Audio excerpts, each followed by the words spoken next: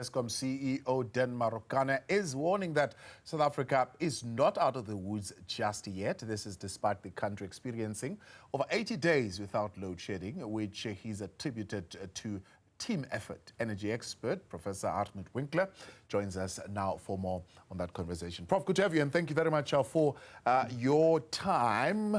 In January, we were talking of the new plan to end power cuts being flawed.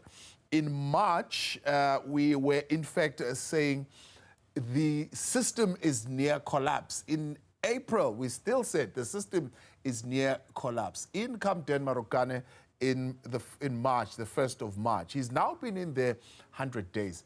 At some point, the Minister of Energy was saying that the energy availability factor was on the other side of 70%.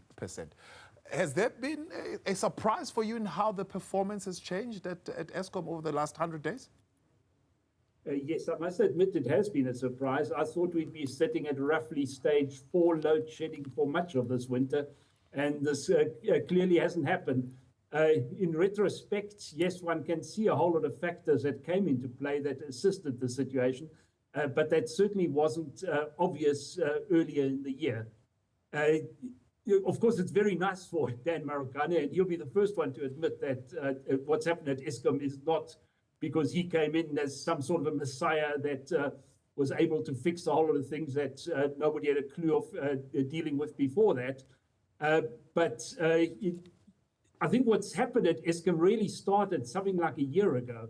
And I think it was really just a realization that the company as a whole had to start to do things more thoroughly and more carefully.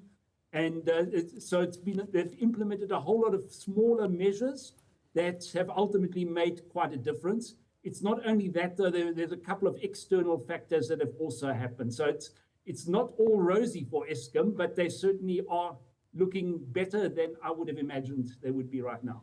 When he comes in, he says, I had to deal with the question of skills flight and low staff morale. We know skills flight. I mean, even Jan Oberholz at the time when he was there was saying a lot of the experienced engineers were leaving Eskom and really wanting to leave, others being unhappy with the situation.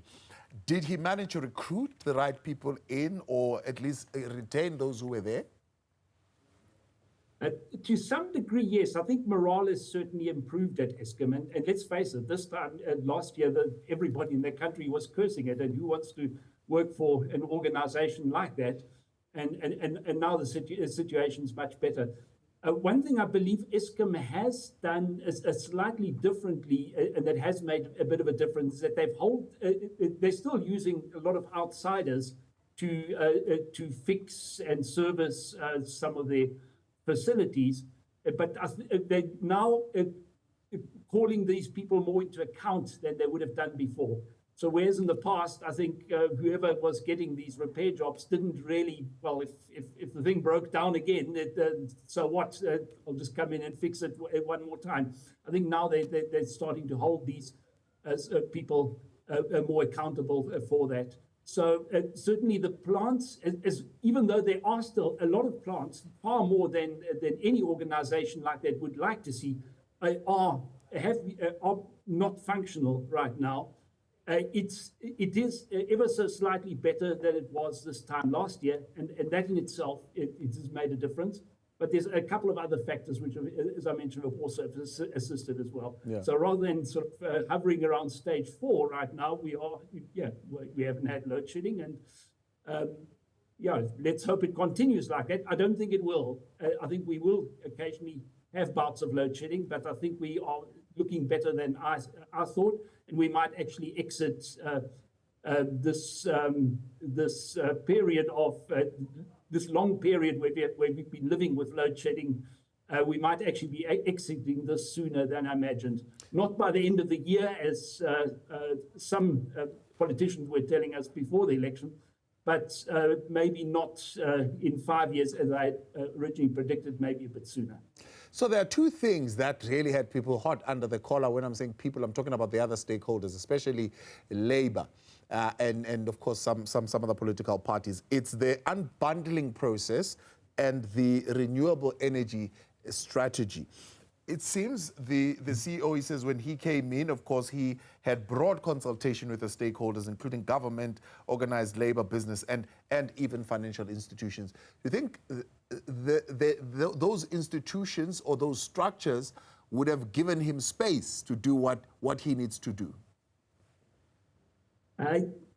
To some extent, perhaps, but I think this unbundling of Eskom is still going to happen. And ultimately, Eskom is and remains short of money. And I think that is a big problem going forward. Because unfortunately, Eskom is a loss, running at a loss. At the moment, they are being supported by, they have quite a lot of debt, which they have to cover and so on. And the problem with Eskom is they basically make their money by selling electricity. And right now, Eskom is selling less electricity than they were before. And that's partly because a lot of smaller users have gone off the network. That's one of the factors which has really helped Eskom avoid load shedding this year. The demand from the public for electricity from Eskom is actually gone down a little bit. So that's accounted for about 1 or 2 stages of load shedding better compared to last year. And I think that's to some extent, well, it's people installing batteries in their home, also lots of rooftop solar. So, and these would normally be the organizations that were some of Eskom's best clients.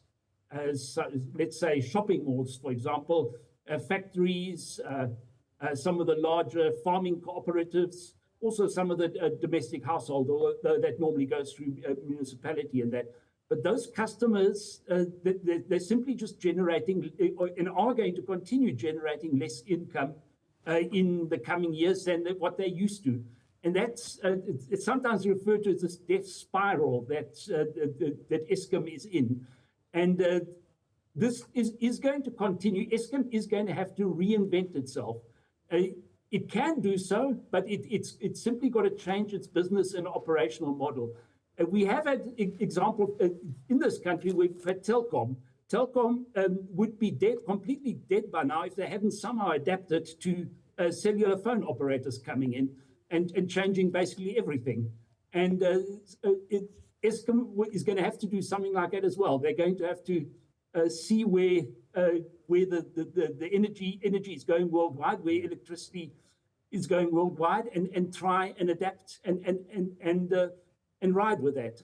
It can be done, but that's where the real challenge for Dan Marokane comes in, because this is we're now talking of medium to long-term planning, and that's ultimately where a CEO can really make a difference.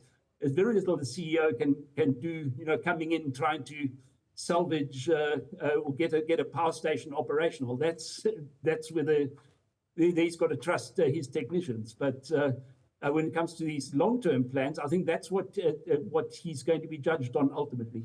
So do you think he's awake to that fact? Because here's what he says. He says, yes, we realize that certainly there is a capacity injection that needs to happen. And these are the hires that he's going to do, at least in the next couple of weeks. 1, a chief technology officer. 2, a renewables executive. And 3, a corporate services executive. Are not the right kind of hires that he needs to bring around him now, especially if we are going in that direction of bringing technology and renewables going forward? Yes, I think so. I think what's happened, I think the board at Eskom now is also working a lot better than they had in the past, and they are getting very good government support. That wasn't the case, I think, a couple of years ago when government was extremely frustrated with Eskom. But I think right now, especially with, and I think some credit's got to go to the Minister of Electricity. I think what he's done is, as much as a minister also can't really make that much of a difference ultimately, especially if it's somebody like Minister Ramokgopa, whose function hadn't been defined very well. But what he did, I think, is assisted in building morale at Eskom. He regularly visited the power stations. That certainly assists the people working there. He regularly communicated with the public. That's also brought down the anger a bit, and he really genuinely tried to explain what is actually happening there. I think that had been a problem with Eskom for a very long time. It's historical that Eskom treats itself as, and I guess they are a national security key point, but there's just been too much secrecy at Eskom over the years. A few years ago, if there was some sort of a power crisis, they wouldn't even tell you where the problem is. Now at least we know, oh, okay, it's Kusile, something happened there, or whatever. At least they're telling us that. But they should still be even more open with the public than they are right now. Professor Hartmut Winkler, appreciate your time. Thanks so much for coming on this evening.